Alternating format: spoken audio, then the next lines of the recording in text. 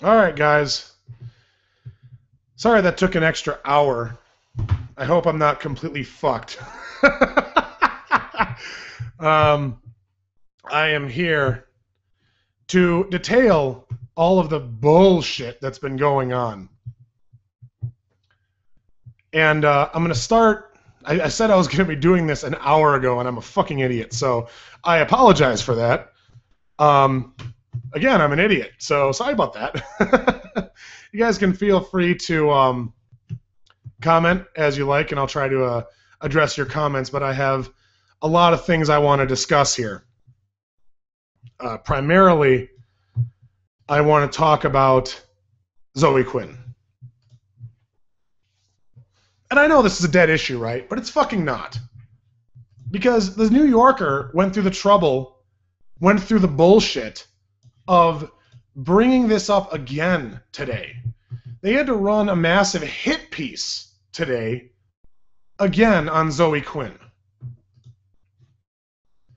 The important thing is the Fine Young Capitalist article that got posted.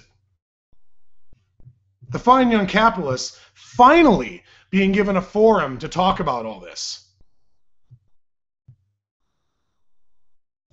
Finally being allowed to tell their side of the story. About a month after this happened.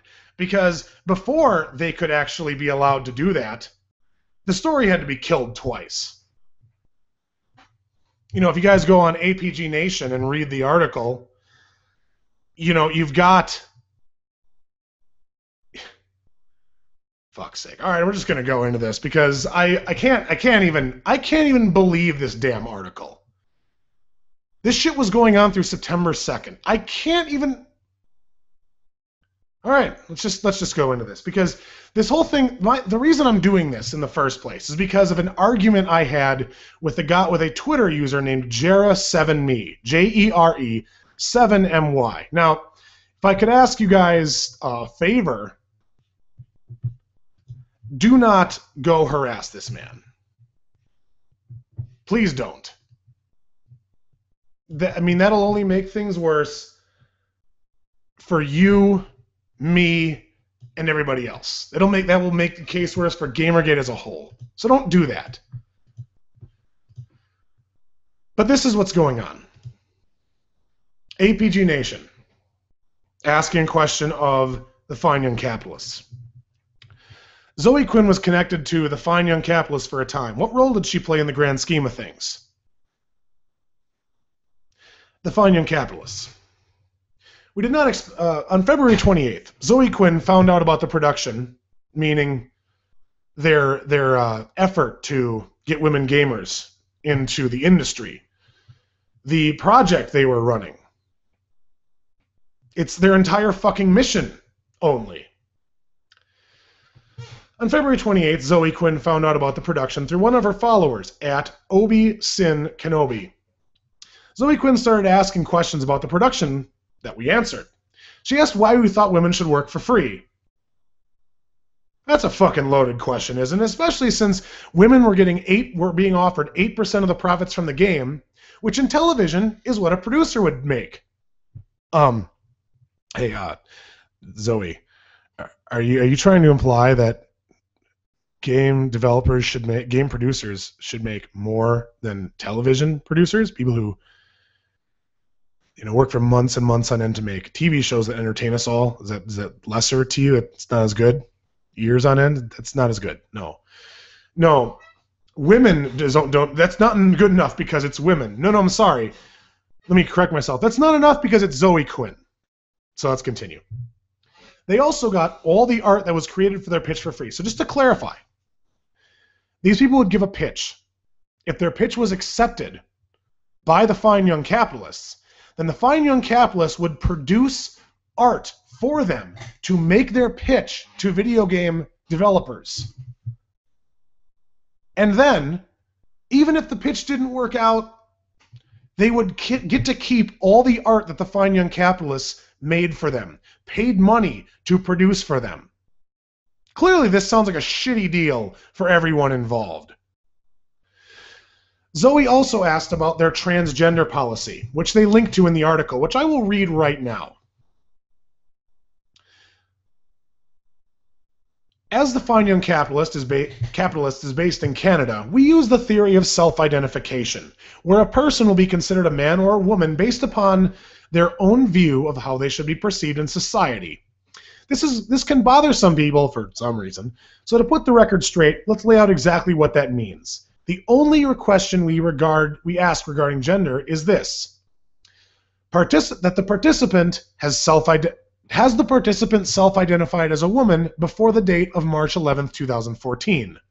This means that if you are located in a country where you are unable to obtain identification, which states the gender you identify as, you can still apply. This means that if you have not undergone gender reassignment surgery, or if you plan to never have surgery, you can still apply. And this also means that you are the sole arbitrator of the decision of if you are a man or a woman.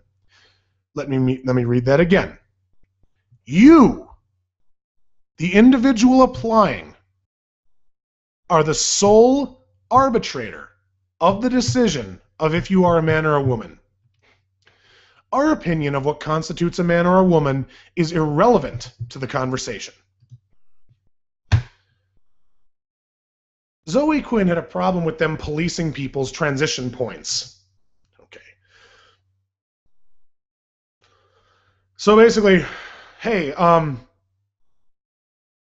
can you this entire production that has the goal of bringing women into the industry?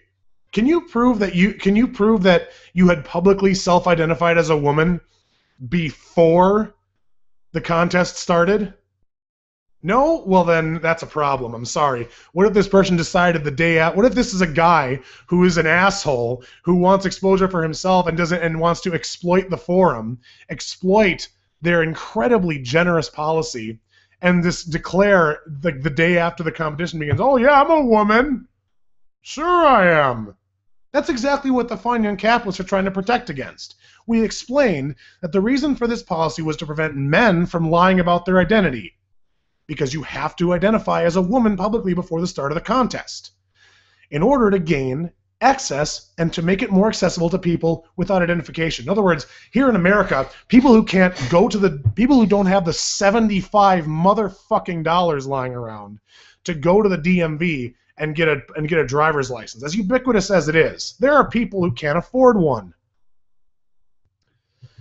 Zoe Quinn then began a Twitter discussion, which can be seen here. Fucking discussion is a liberal description, considering it's Zoe Quinn bragging about killing their website.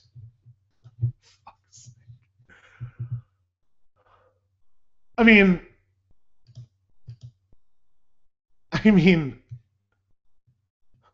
okay. Okay, so anyway, Zoe Quinn bragging about killing their fucking website. Let's go back to this, I guess. Holy shit.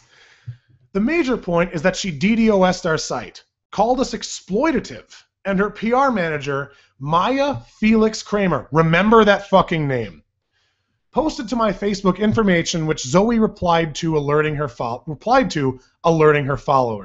Due to this, I received a death threat. My name, Matthew Rappard, does not appear on the current site or the previous site for TFYC. I would have preferred to be a silent partner.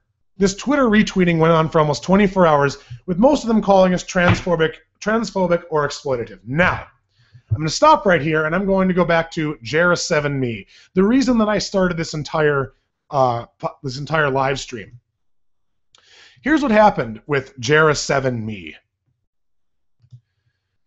As many of you probably already know, a controversy that occurred today was Zoe Quinn posting a link to yet another doxing from someone she knows. Yet another one. Like you would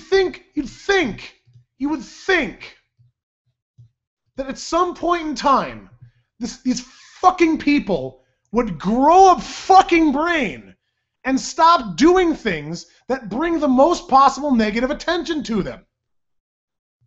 Zoe Quinn's friend and Twitter follower, Nathalie Collida, Collida, Nathalie, Nathalie, wrote a fucking hit piece on a 16-year-old teenager who was trying to correct Zoe Quinn's Wikipedia page to draw attention to the fact that all of the attention she keeps getting, including the New Yorker piece that was written about her to fucking day, is all thanks to the GamerGate controversy, which is at this point a damn fact.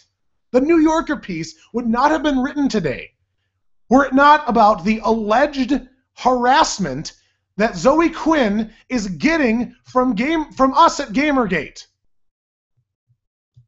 None of this shit would be going on. She wouldn't be fucking headline news. She'd be that one weirdo who made that shitty game.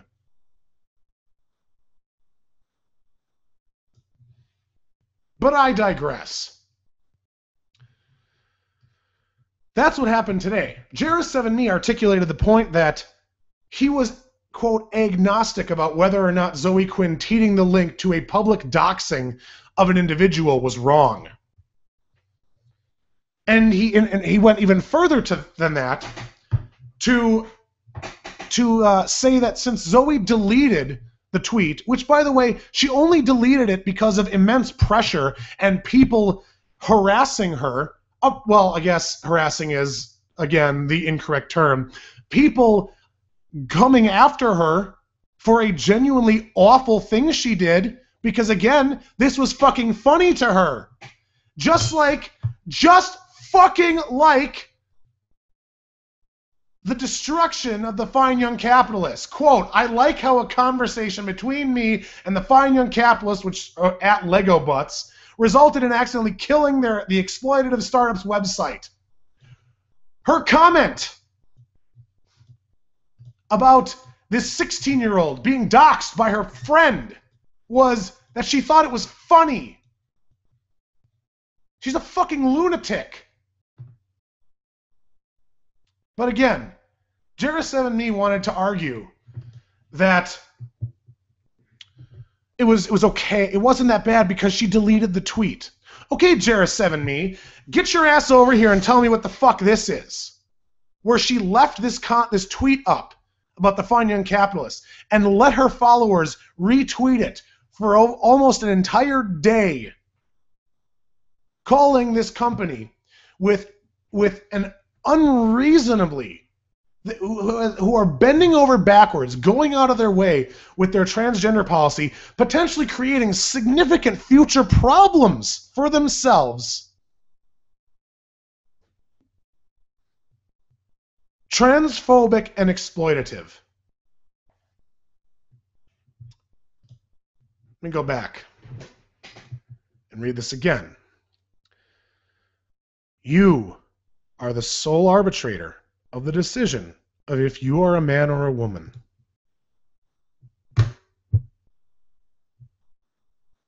To Zoe Quinn, that means you're transphobic. You're exploitative.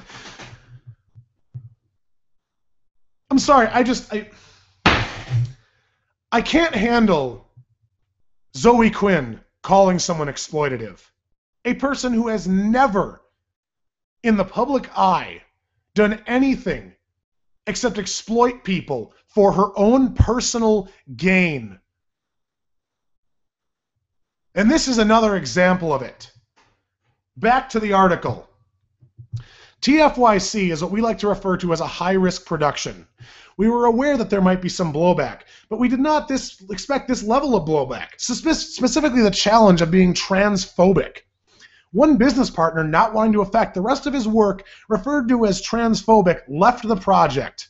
He was to contribute $10,000. So Zoe Quinn, if in effect, has launched a campaign to try and destroy these people, whose explicit, exclusive, stated goal is to get more women into the industry.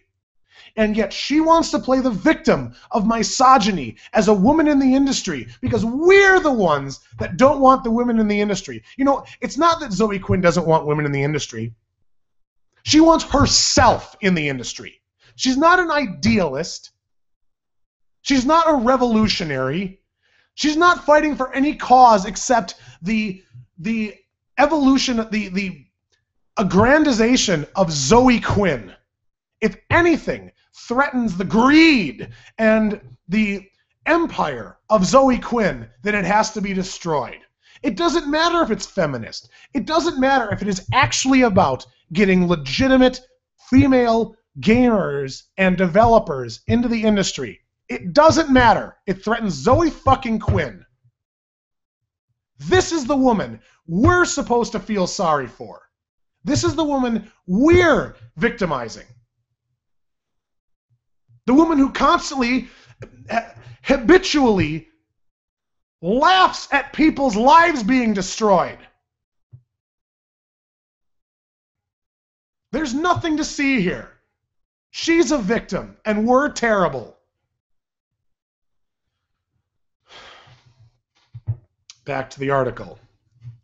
We immediately delayed launching the site for a week while we addressed these issues, making sure our transgender policy was correct. It was checked by another human rights lawyer, and we went over our monetary policies. They were all deemed fine. After the launch, it became extremely difficult to engage with an audience, because if you search for our name, especially on Twitter, then you'd get a long series of comments about how exploitative we were. Again, all of this is from Zoe Quinn's Twitter rampage that she fostered and fomented herself. This is all caused by Zoe Quinn. Because of the number of tweets and retweets, these search results bled to Google. Moreover, the original Twitter storm spread into many communities. We had difficulties engaging with video game design communities, inevitably being called scam artists, and often threads were closed without any specific reasoning why.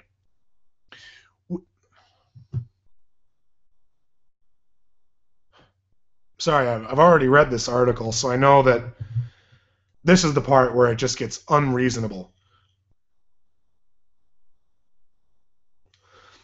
So I'm going to take a big long toke off my e-cigarette here so I don't just completely go like spoony levels of insane. Give me a second.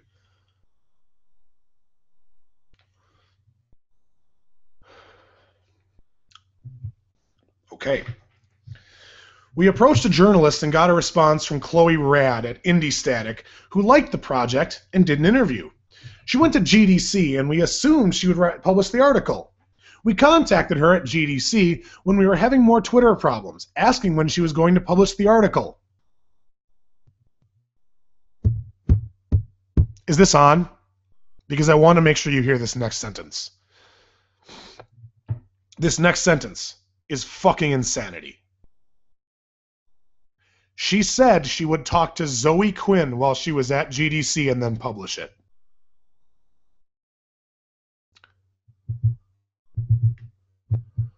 Oh my God.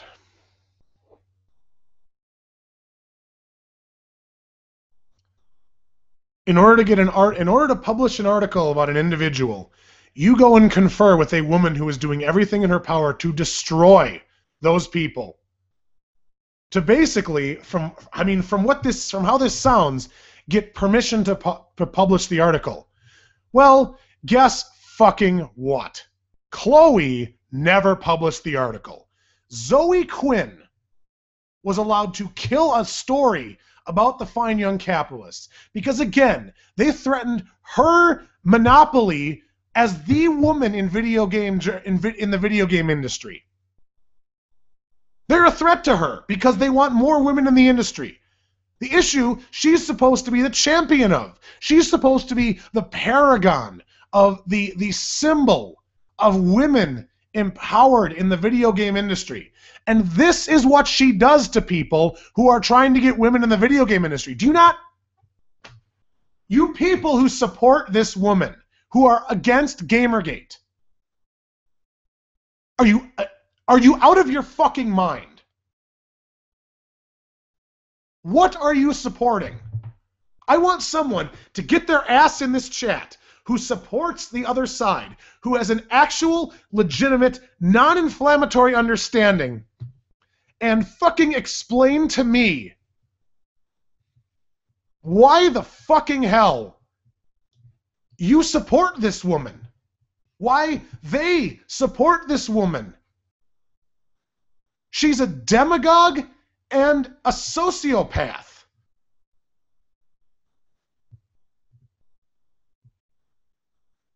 Why does this matter? Back to the article. An article is very important because it allows us to engage with social networks like Reddit, sorry. And the Chloe sentiment was repeated when Zoe was brought into the picture with other journalists. We contacted Zoe a total of 5 times before the start of the crowdfunding, twice by phone, twice by email, and once through Chloe. Before the crowdsourcing portion started, we also sent emails to Chloe and Maya Felix Kramer, who, if you remember, because you need to remember this, is Zoe Quinn's paid personal PR manager. Okay. We also sent emails to Chloe and Maya Felix Kramer explaining that we would not engage in crowdfunding if they deemed the project exploitative. Neither responded. One of Zoe's emails explained that we would hire her as a consultant on the project. It was not returned. We were extremely worried about Zoe because of her experience in a game jam, which she ended. By the way, I'm not going to talk about this because the Internet Aristocrat already did a great fucking job exposing why her game jam is a motherfucking fraud. Why it was a motherfucking fraud. But, so just know that. If you don't go to the Internet Aristocrats YouTube page, watch his videos, they're awesome.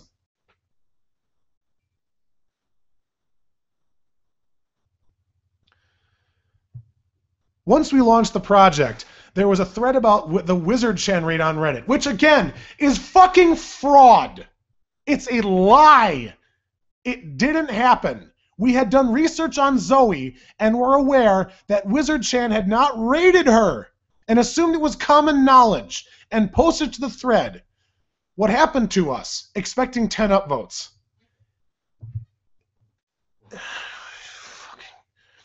Zoe Quinn lied, manufactured a controversy about Wizard Chan users doxing her. Again, explored in detail by the Internet Aristocrat.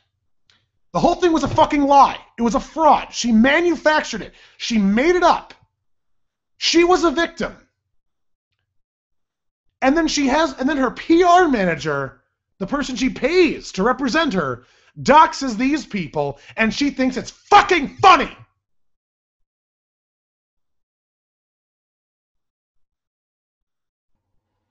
Anyway. We also indicated that Rebel Jam, the game jam that Zoe had started after she ended the previous one, had no start date or location, but was still taking donation going directly into her bank account. Yeah, don't worry. Don't worry, nothing to see there. Again, the Internet Aristocrat covered all this. I'm not gonna make a Venn diagram of both our videos. Go watch his for his stuff. This is what I'm talking about. That Reddit thread was picked up all by the Internet Aristocrat, which is where the information became public and known by the internet community. We assumed at this time Zoe just didn't understand the project and was covering it. Woo! Okay. So I just want to point out just how forgiving. I just want to point out how the grace and character of these people, of Matthew Rephard, that despite their site being DDoS'd, despite being doxxed by Zoe's PR manager, despite her killing an article that would have got them plenty of attention, they were willing, at least publicly, to look past all of that and say, well, okay, this must be a misunderstanding. Let's try to compromise and come together here. I mean, can you imagine this? I'm blown away by these people.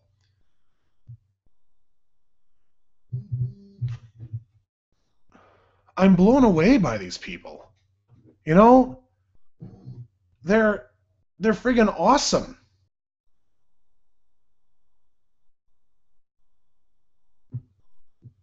These people are doing everything right for the video game industry. And look at the gracious people they are. And just in that one sentence, it captures it for everything that Zoe Quinn had done to them. That's their response. Take a bow. I'm seriously, I'm blown away by this. This is amazing. These people are amazing. But okay. Kotaku's Jason Schreier contacted us after our Indiegogo page got hacked on August 25th about these issues. At the time, we assumed Zoe had simply not understood the terms of our website and asked to do an article on the facts of the issues, explaining Zoe was confused and did not understand them. We wanted to set the record straight on what happened. That article was never published. On August 27th, Zoe contacted us via email asking why we said she doxed us. We explained that she had retweeted Maya's doxing information because, again, Maya doxed them. So, we're going to stop because Zoe contacted them via email asking why we said she doxed us. We explained she had retweeted Maya's doxing information. It is recorded hard fact that Maya... What was her name again? Do you guys remember her name? Maya Felix Kramer doxed Matthew Repard. Okay. He wasn't representing himself publicly. He was, as he said, a silent partner with the fine young capitalists. Maya Felix Kramer doxed him. Zoe explained that Maya was not associated with her, a point which goes against Maya's webpage and the Twitter conversation, and attempted to manipulate the situation and blame it on Maya. Oh my gosh. Listen, I mean, are you serious? Again, are you serious? She lists on her webpage you, Zoe Quinn, as one of her clients, someone who pays her to represent you publicly in the news, get you your interviews and your stories and all those things. You pay her to do those things. There's public record of it. She doxed these people that you were vilifying and assailing on your Twitter feed. You posted the doxing on your Twitter feed by your paid associate and let that spin out of control into a hate fest that was ruining this company and cost them a $10,000 contributor. You intentionally started this. You killed 2 stories being done about them.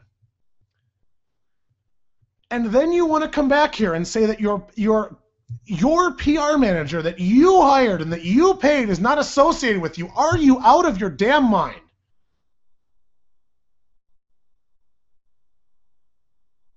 Did you think they were born that morning? Did you think that they were just as insane as you? I'm blown away by this idea. Oh, who? Maya Felix what? I've never heard of her. At the time, we felt that PAX was such an... I don't need to read the rest. There's not much left of this. Basically, she went... Zoe apparently claimed she was going to... It was all okay. She was going to... They were going to make good, and she was going to work with them to create a document known as the Peace Treaty to put an end to all this.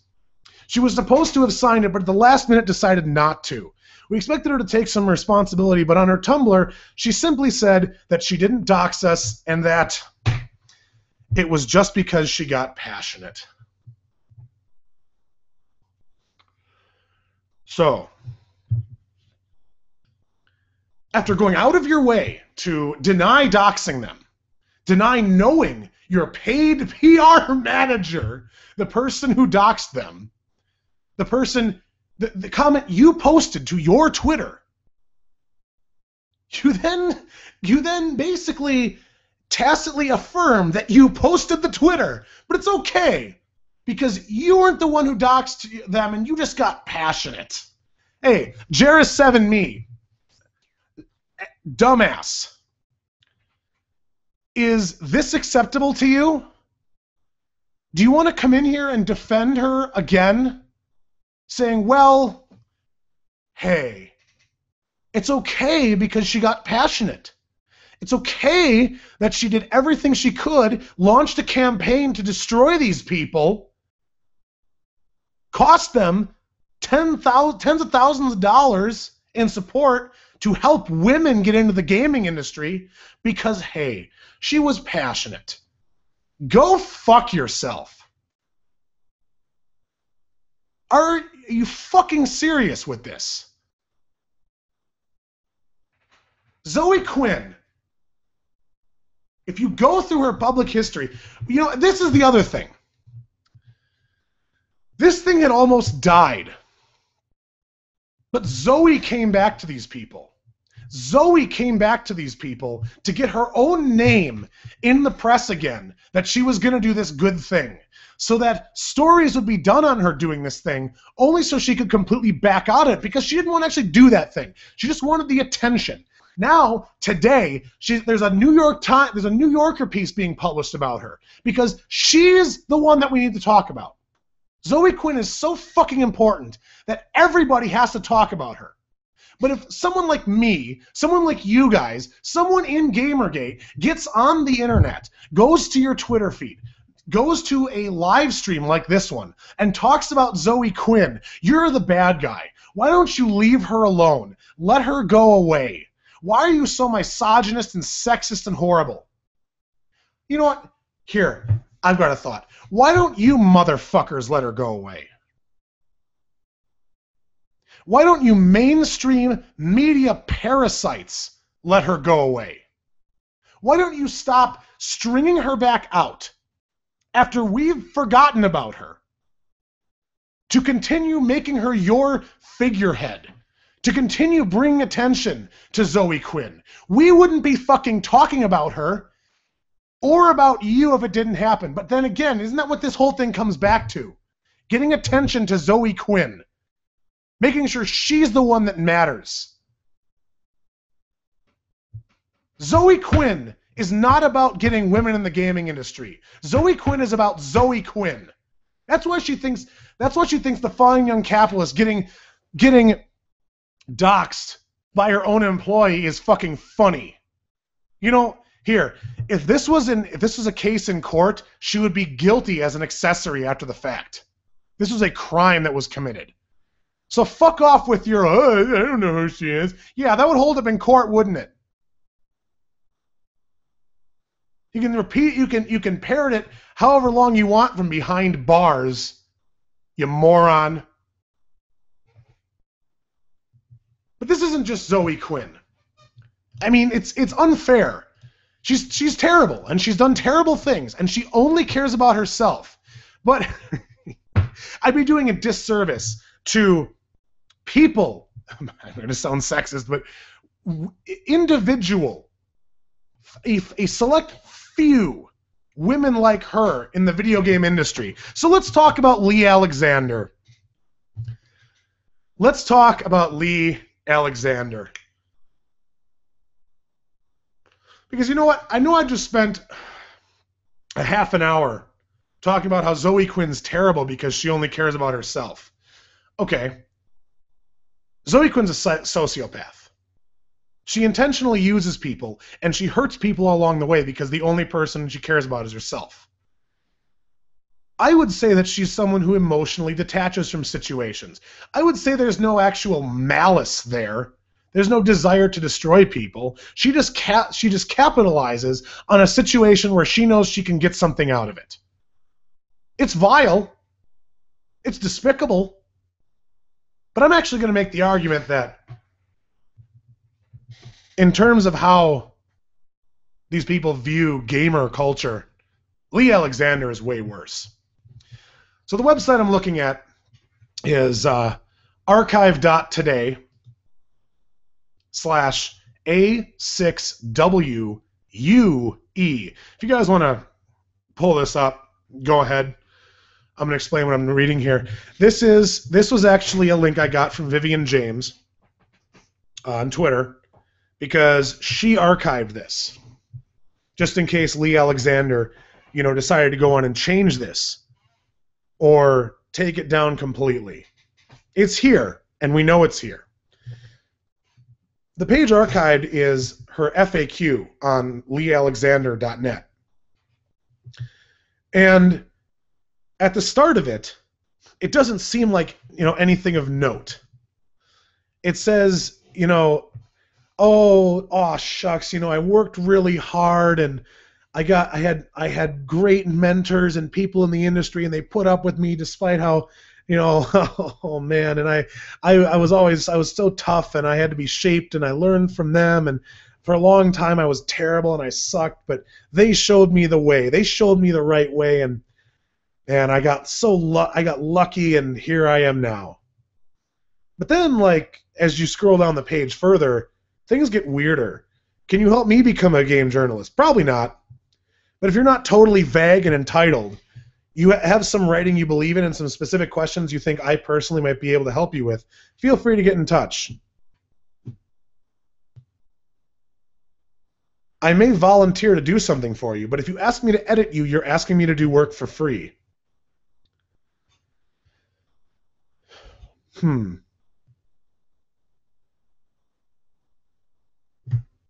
mean, what? She says, you say you'll pay your good luck forward if you can. But at the same time, can you help me become a game journalist? Probably not. What are you passing on? You're not passing on the mentorship. You're not passing on the capability to put up with anyone. What? Why not pay those things forward? Why not take an example from the people you supposedly admire so much? Can I email you my comment? Knock yourself out. I probably won't read it. Okay. Then we get to the 60% mark. And just so you guys can hear this, I'm going to read this to you without interruption. This is how and I just want to clarify this again. This is Lee Alexander's self-professed, self-described opinion of gamers that she typed on her own webpage. These are her words. This is not somebody else using her as a shield. This is Lee Alexander. Why do you sometimes mock nerds and gamers so virulently? Isn't that the same kind of bullying you rail against? Okay, before I start reading this, the answer to that is yes. She is she is a heinous fucking bully. Just horrible. But anyway. Quote, "A lot of proud nerds are people who use the fact they were picked on for their interests as children to maintain as adults and fathers, they are most often privileged men now, a secret clubhouse that lets them victimize and oppress other participants, despite the fact that video games are now a multi-billion-dollar industry, increasingly stigma-free and desperately in need of the creative and professional participation of multitudes of new voices. Self-identified nerds are often so obsessed with their identity as cultural outcasts that they are willingly blind to their privilege, and for the sake of relatively absurd fandoms, Space Marines, dragons, zombies, endless war simulations, take their myopic and insular attitudes to art and culture with tunnel-visioned, inflexible, embarrassing seriousness that often leads to homogeneity, racism, sexism, and bullying. Nerds escaped high school. Nerds escaped high school. Okay? Some of them made millions playing video games. Making video games, sorry. Digital literacy doesn't make you special. It makes you baseline employable. Fantasy is on mainstream cable. Meanwhile, actual systematic oppression is punishing people not just where they wish to participate in games, but in every day of the rest of their lives. For many people, profound and violating inequalities show no sign of ease, and their fellow outcasts collude to reject them from the clubhouse when they try to join in.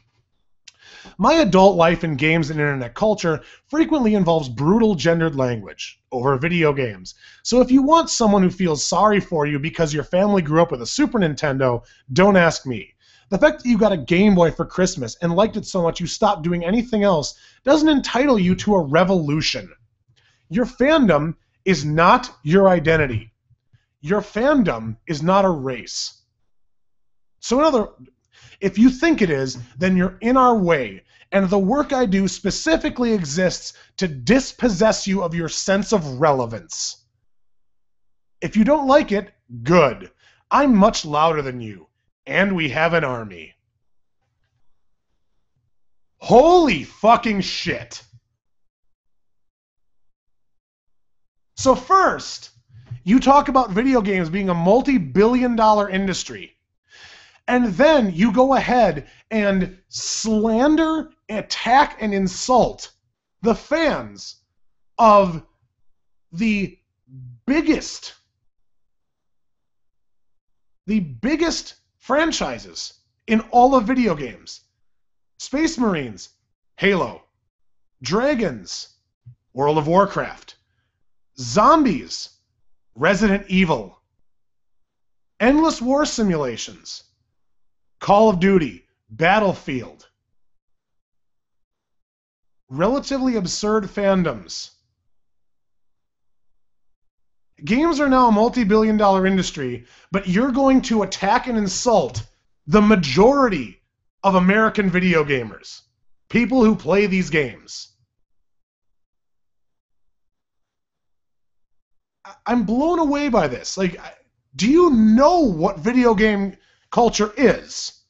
Do you have any idea what you're talking about? Nerds escaped high school. Holy fuck, what, we should have died there? We didn't deserve to get out of high school? Who the fuck is this woman?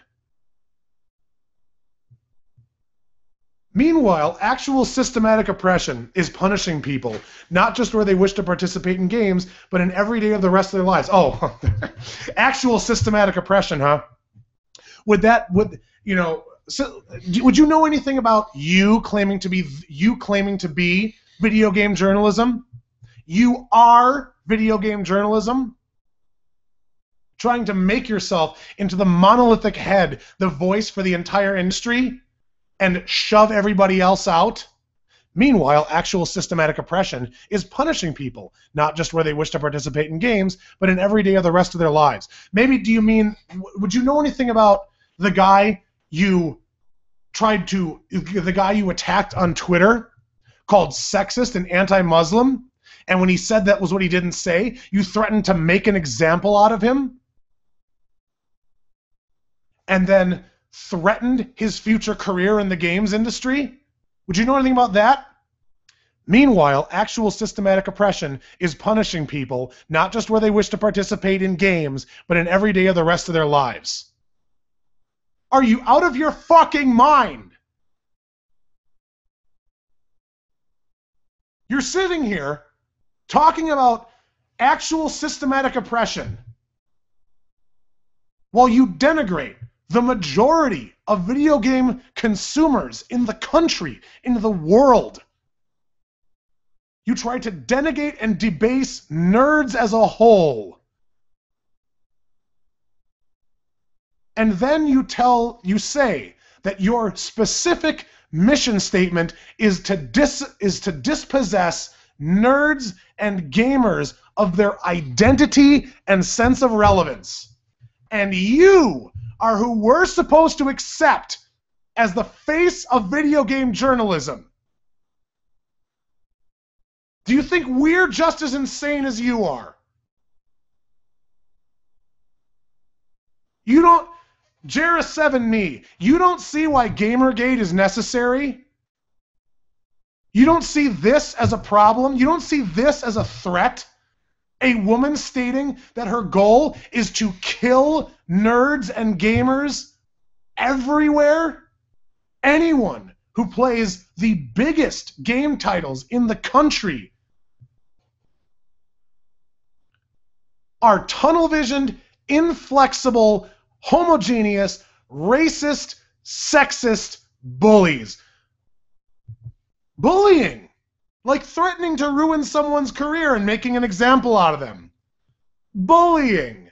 I would also like to point out that she never answers the question, isn't that the same kind of bullying you rail against? She writes it on her page as an FAQ, as a frequently asked question, and she doesn't answer it.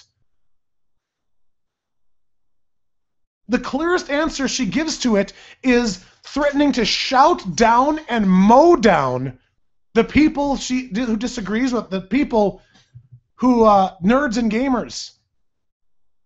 She does not, she had basically tacitly admits to being a bully. But again, there's nothing to see here. GamerGate is misogynist. There's no need for it to happen. We don't need to do anything.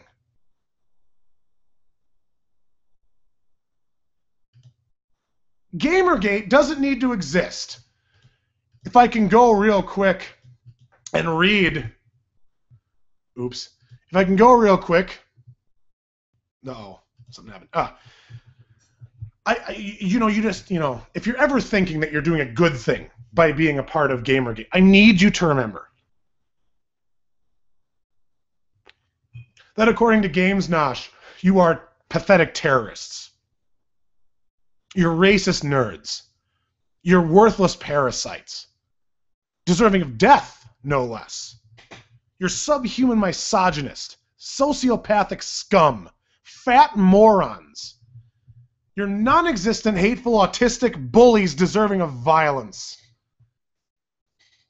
You're enablers of child pornography, pedophiles, man babies, terrible people, and best of all, trash.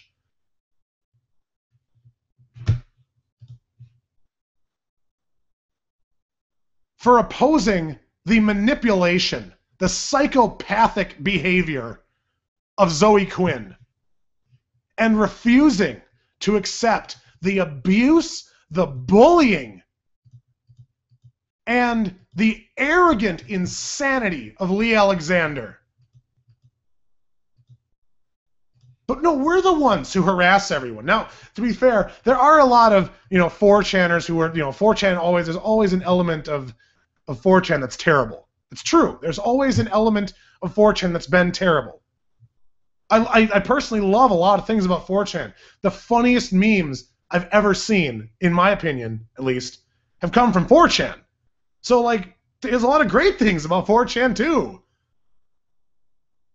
But, sure, there are members in GamerGate who harass people. Fine.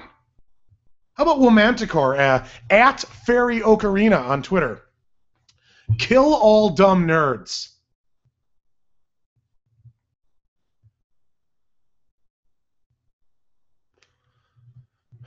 Here's a comment from Miki, whose handle is at EbilMeeki, EbilMeeki. And people wonder why I think there's more misogynists against GamerGate than those in support of it, and has a picture attached. A response from Sarah Farson, whose handle is at GamersAreSexist. Fuck you, you self-hating bitch. GamerGate is nothing but ugly virgin trash, male or female. You're all social rejects. Ali Young. You're immature, sexist children. I'm not undermining your argument by being personal. It's the actual reason you're wrong. But I mean, it's honestly when we see shit like this, I made a disclaimer by saying, oh, well, yeah, there are members in GamerGate who are, who do harass people. But, it's kind of hard to know what's legit when you have, going back to the journalists, when you have the fucking lead editor at Rock, Paper, Shotgun, John Walker. I mean, when we have people like this who, in his own words, sometimes he does proper journalism. Most of the time he writes criticism, and sometimes just gibberish. The title doesn't matter. Are you serious? John Walker, hey, if the title doesn't matter, could you do me a favor and differentiate between your proper journalism, criticism, and gibberish? I sure fucking can't. The state of your website. You shitheel.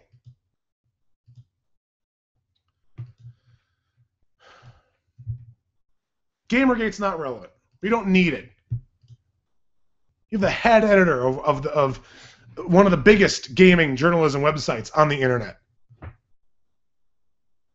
And his statement is, it doesn't matter whether or not you call it journalism.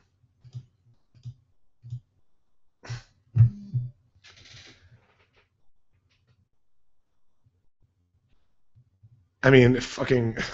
Are you serious right now? What do you even say to that? Seriously, what do you say to that? But, you know, the good news is these people who want to claim that we're not relevant and that we're not needed.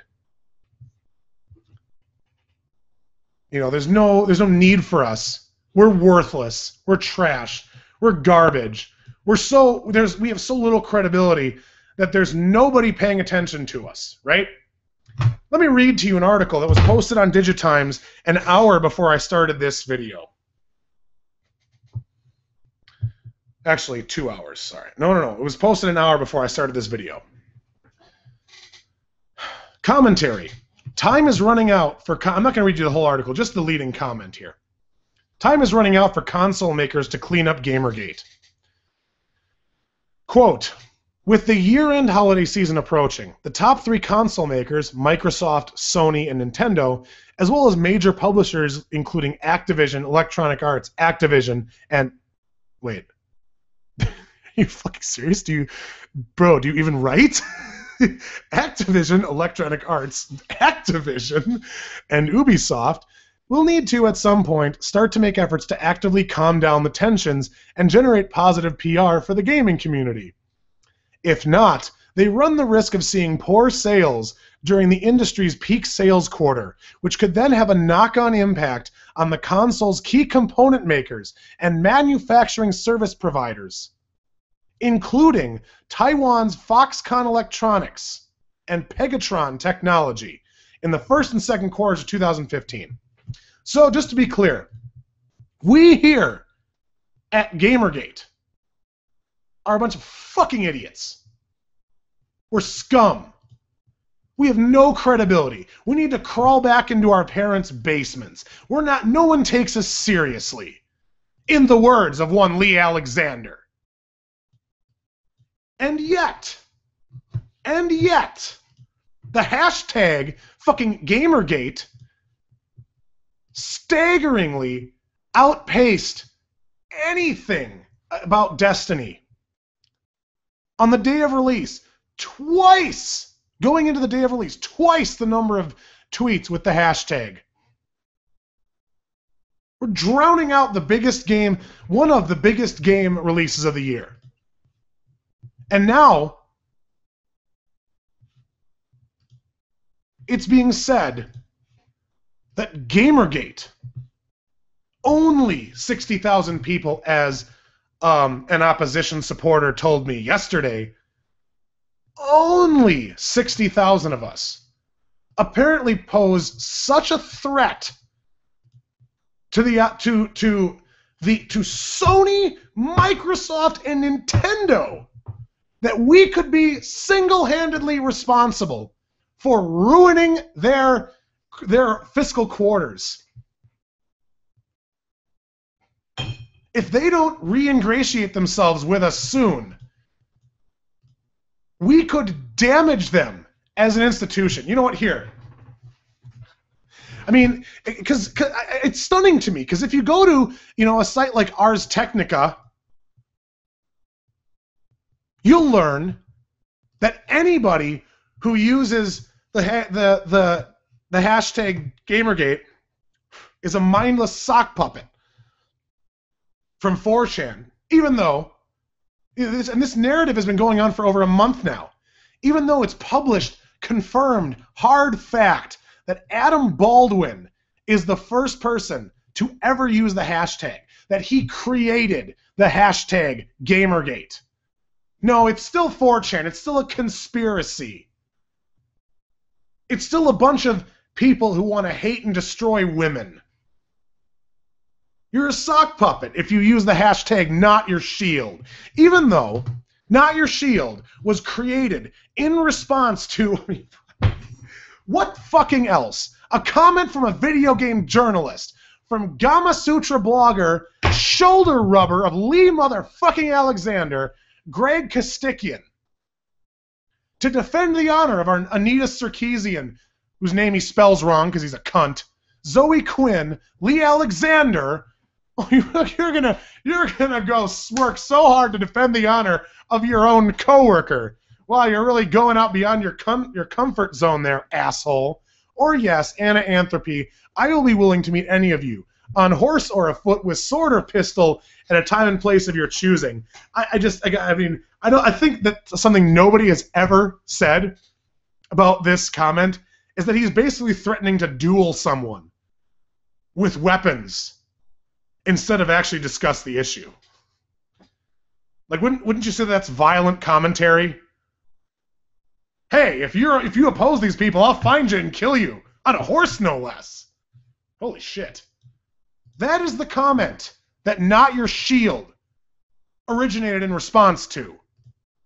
And other comments and other comments from other people.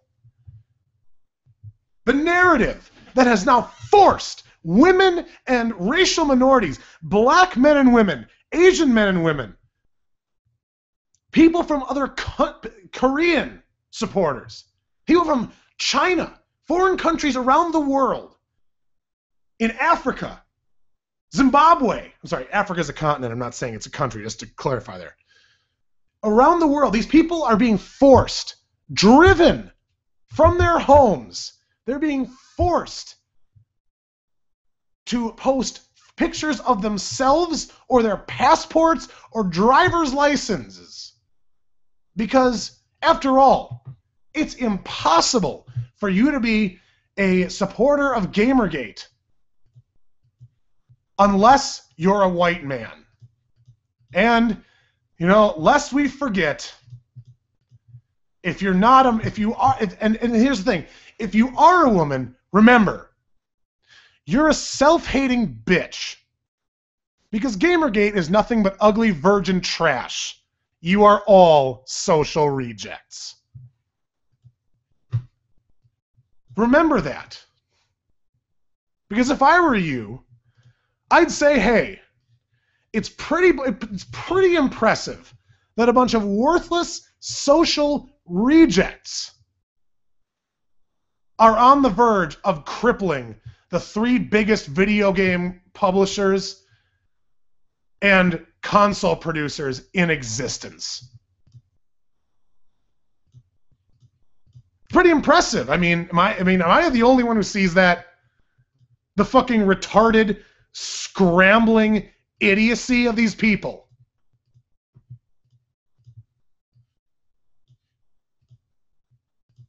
It's at a certain point, it's just like, what more can you say?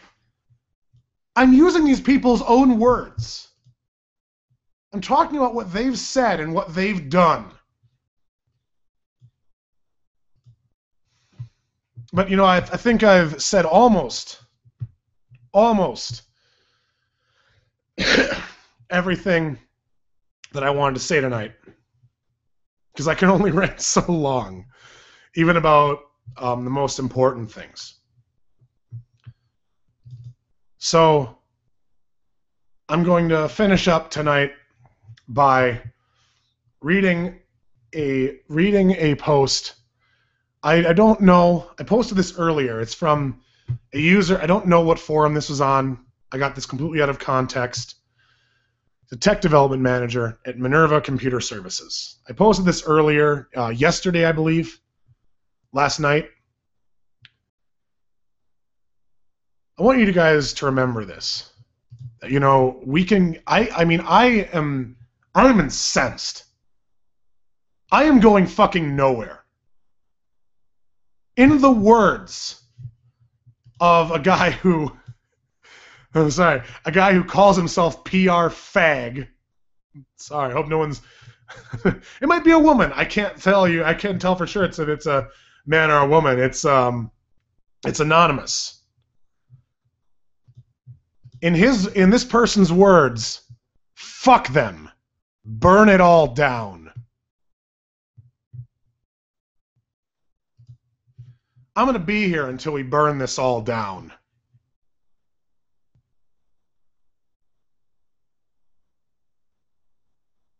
But while that is the goal, and while, it's totally legitimate to be as angry or angrier, or just a conscientious objector to the behavior of these horrendous people, it's important to remember our goals. And so, even though I've just raged and lost my mind for about an hour, I'm going to finish this up by reading the best civilized response to the opposition that I have read to date. It's from Space Midget 75. Not on Twitter, on some forum. I'll post this immediately following the video for anyone who hasn't seen it. This is my final comment on the whole thing, and I appreciate it's not going to go down too well, but you don't need a petition with a statement because 99% of all people would agree with it. You keep making out that this is the issue when the real problem has been discussed time and time again in detail on various blogs and vlogs. Nepotism, censorship, and the potentially risky practice of giving some people more exposure, sales, money, PR, because they got threatened by a fucking asshole somewhere.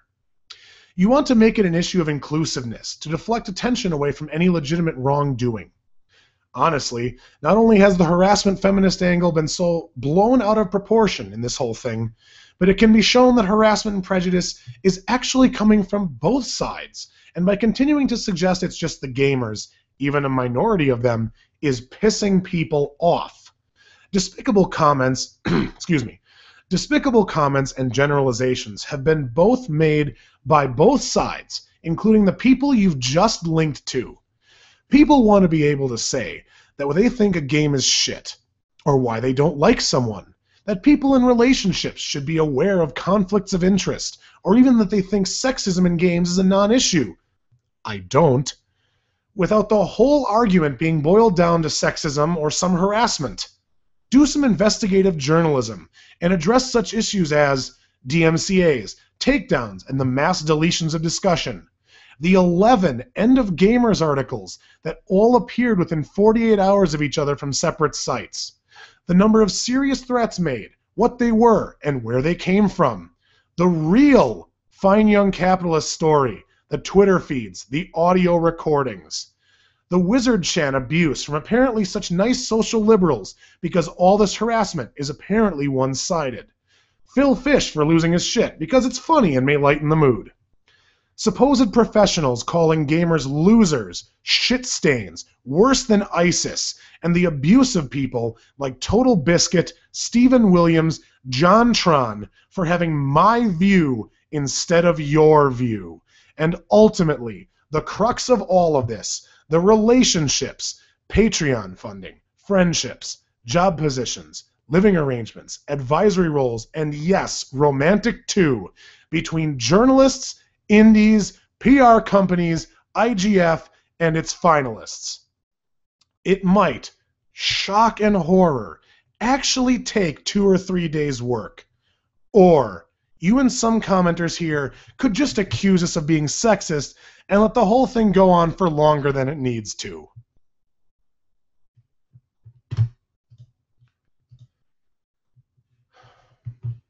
So in closing, I want to remind you guys the impact that we're having.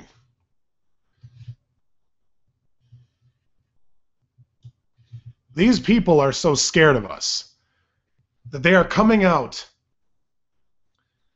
and showing us who they are. The awful people that a lot of them are. The hateful individuals with no respect for the demographics they're supposed to appeal to.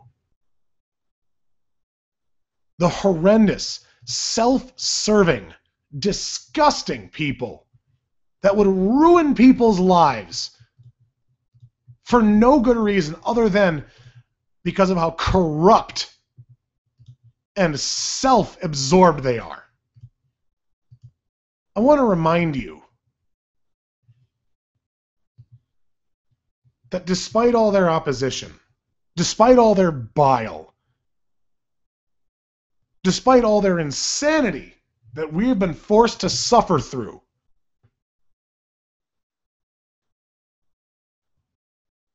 we're not going anywhere. No one is going anywhere. We are so serious. We are such a serious threat that we are somehow going to single-handedly crush the sales of major video games and the three major consoles. You know what that tells me? If that's really the case, that tells me we're about to have Sony, Nintendo, Microsoft, and you know what? Possibly even Google as allies. If this is going to threaten their bottom line, there's only one side that they can afford to stand with. And guess what? It's not them.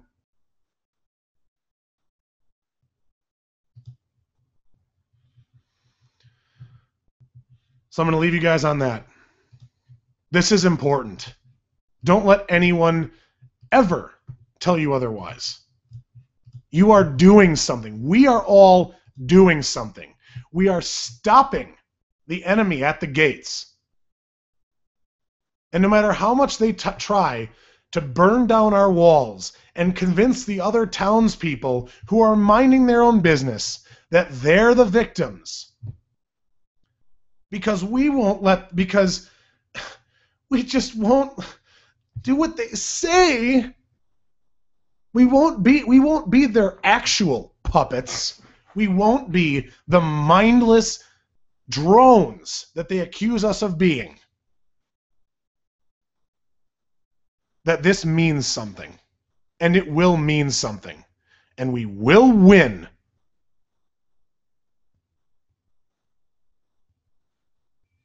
And they will lose.